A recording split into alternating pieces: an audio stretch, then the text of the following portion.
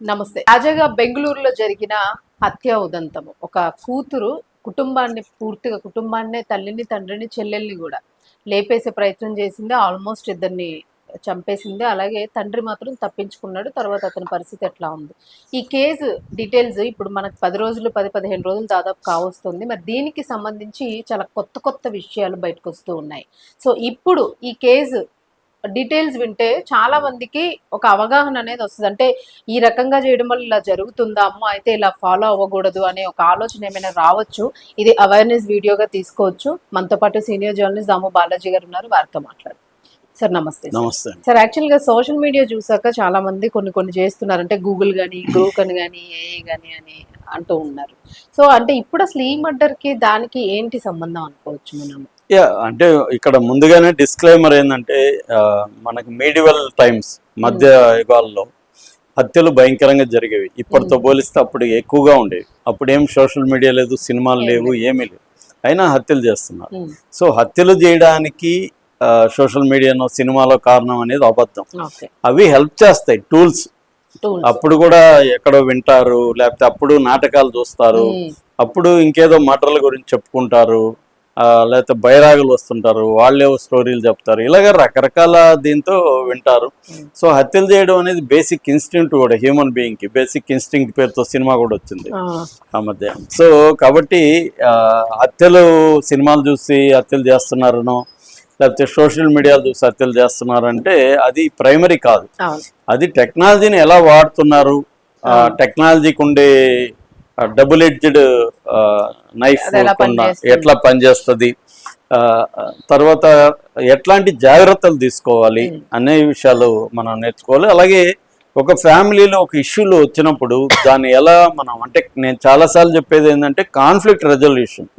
ఒక కాన్ఫ్లిక్ట్ వస్తుంది ఇంట్లో కానీ మనుషుల మధ్య, ఆ కాన్ఫ్లిక్ట్ని మనం ఎలా పరిష్కరించుకుంటున్నాం, ఒక సంఘర్షణని, ఒక ఘర్షణని మనం క్రైమ్తో పరిష్కరించుకుంటున్నామా, లేకపోతే వేరే పద్ధతులను ఎక్స్ప్లోర్ చేస్తున్నామా అనేది మనం నేర్చుకోవాలి. క్రైమ్ స్టోరీ నుంచి ప్రధానంగా నేర్చుకోవాల్సింది ఏంటంటే కాన్ఫ్లిక్ట్ని ఎట్లా నువ్వు అడ్రస్ చేస్తున్నావు, ఎట్లా ఎదుర్కొంటున్నావు.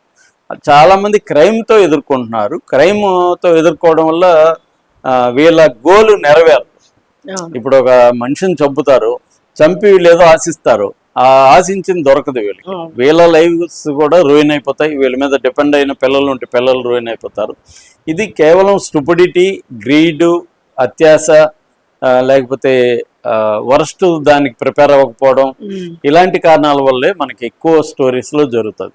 ఇప్పుడు ఈ బెంగళూరు మర్డర్ రెండోసారి చెప్తున్నాను, నేను ఆల్రెడీ ఒకసారి చెప్పాను, బట్ ఇప్పుడు ఎందుకు చెప్తున్నాం అంటే ఇప్పుడు 10 రోజుల్లో పోలీసులు చాలా విషయాలు బయటికి తీశారు. అందులో ఒక షాకింగ్ విషయం ఏంటంటే ఏఐ చూసి ఎట్లా పొడవాలి మనిషిని, ఎక్కడ పొడిస్తే ఈజీగా చనిపోతారు, ఇవన్నీ ఏఐని క్వశ్చన్స్ అడిగితే ఏఐ డీటెయిల్గా ఇచ్చింది. ఎక్కడెక్కడ పొడవాలి, మనిషిని ఎట్లా పొడవాలి, అవన్నీ డీటెయిల్గా ఏఐ ఇచ్చింది. దాన్ని చూసి వీడు సింపుల్గా ముగ్గురిని చంపాడు. అంటే వీడు ఈ అమ్మాయి ఇద్దరు కలిసి ముగ్గురిని చంపారు ఇంట్లో. అది ఎవరినో కాదు, ఈ అమ్మాయి వాళ్ళ తండ్రి, తల్లి, చెల్లెలు ముగ్గురిని చంపారనమాట.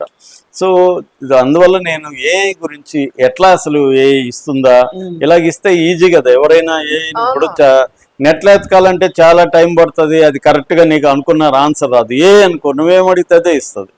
అంటే ఓన్లీ కత్తులతో ఎడా పొడవాలి, ఎక్కడ పొడవాలి మనిషిని, ఏ కైండ్ ఆఫ్ కత్తులు వాడాలి, ఇవన్నీ అడిగామనుకో మనం ఏఐని, నీట్గా స్టెప్ బై స్టెప్ ఇస్తుంది అనుకో. అప్పుడు అది అందరూ చూసి చేస్తారు కదా, ఈజీగా ఎక్కడికి పోవాలి, అందరూ ఎవరైనా చూడొచ్చు దాన్ని.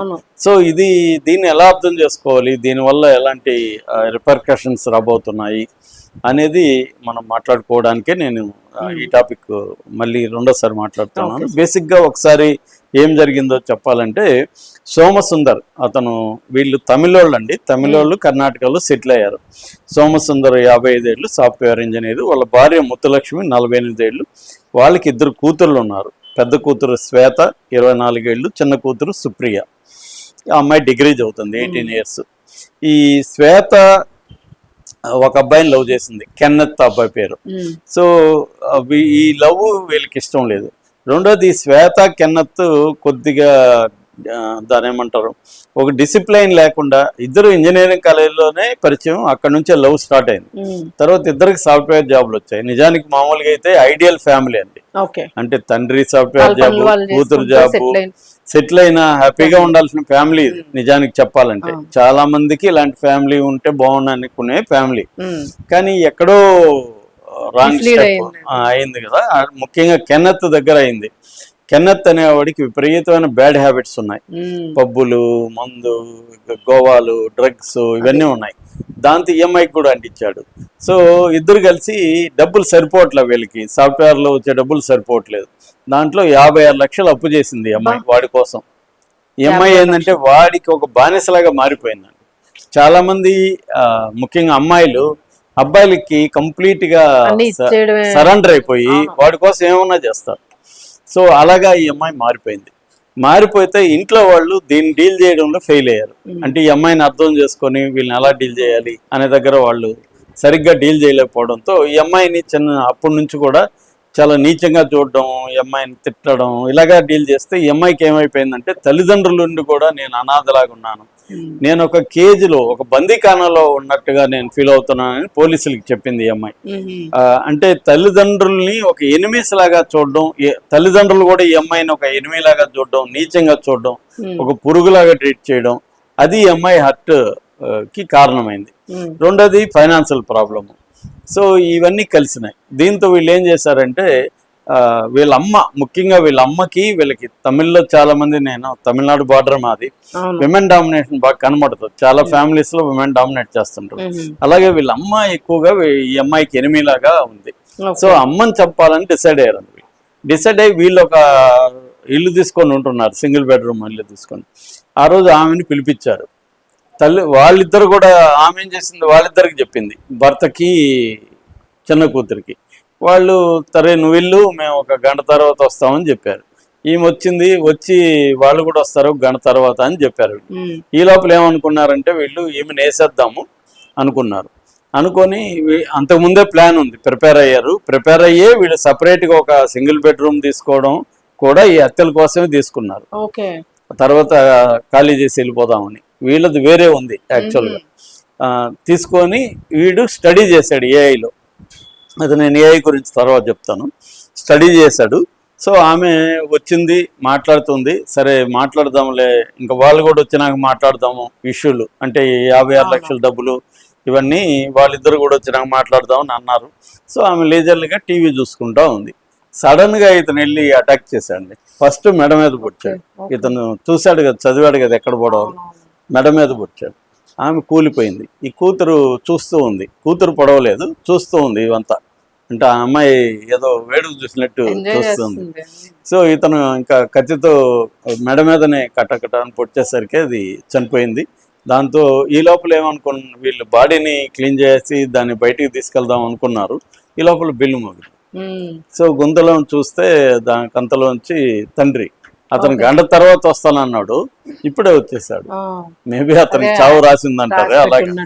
సో దాంతో వీళ్ళు ఇదైపోయి హడావిడైపోయి ఆమె బాడీని బాత్రూంలోకి లాక్కెళ్ళి అక్కడ బాత్రూంలో పెట్టేసి తలుపు తీసి, ఈ అమ్మాయి తలుపు తీసింది, ఇతను పక్కకి దాక్కొని ఉన్నాడు.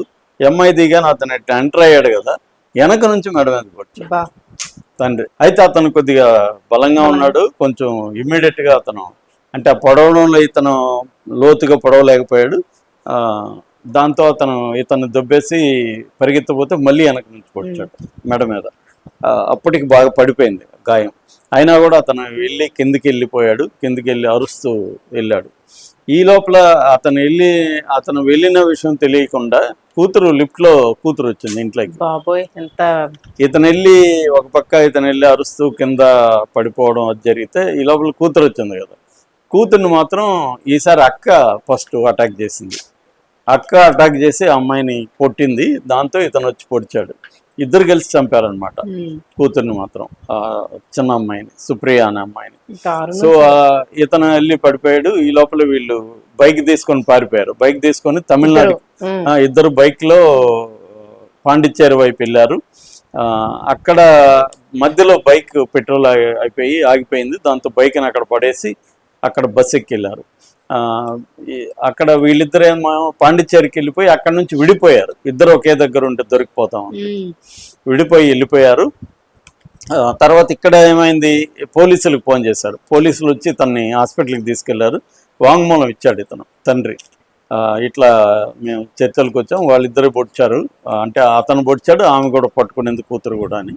సో భార్య పాప అయితే చనిపోయారు అక్కడ స్పాట్లో, ఇతను కూడా హాస్పిటల్లో, తండ్రి కూడా చనిపోయాడు. సో ఇప్పుడు పోలీసులు పాండిచ్చేరిలో ఫస్ట్ ఈ అమ్మాయిని పట్టుకున్నారు. ఆ అమ్మాయి ఏమో నేనే చంపాను, అసలు కెన్నెత్తుకి సంబంధం ఉంది. చూడండి ఎంత లాయర్, అంతైనా కూడా అమ్మాయి బాయ్ ఫ్రెండ్ ని కాపాడాలి. ఇంకొక యాంగిల్ కూడా ఉందండి దీంట్లో. ఈ బాయ్ ఫ్రెండ్ కి వేరే కేరళ అమ్మాయితో కూడా అఫేర్ ఉంది. ఆ విషయం ఈ పిల్లకి తెలిసింది. తెలిసి అడిగితే స్టార్టప్ స్టార్ట్ చేయడానికి టెక్నికల్ హెల్ప్ తీసుకుంటున్నానని చెప్పాడు. అయినా కూడా ఈ అమ్మాయి భరించింది వాడిని. అంటే ఈ అమ్మాయి ఒక రకంగా వాడికి బానిసలాగా అడిక్ట్ అయిపోయింది కంప్లీట్ గా. సో అలాగే తనని సేవ్ చేయడానికి అమ్మాయి ట్రై చేసింది, కానీ వాళ్ళు నమ్మలేదు. ఎందుకంటే ఫాదర్ వాంగ్మూలం ఇచ్చున్నాడు కదా. సో దాంతో వాళ్ళు అతన్ని ట్రాప్ చేస్తే అతను ఒక బార్ లో మందు తాగుతున్నాడు. అతన్ని పట్టుకున్నారు. పట్టుకొని విచారిస్తే అతను ఒక సంచలనమైన విషయం చెప్పాడు. అదేంటి, ఏ చూసి నేను ఎట్లా నువ్వు అంత అక్యురేట్ గా పొడిచావు అని అడిగారు పోలీసులు.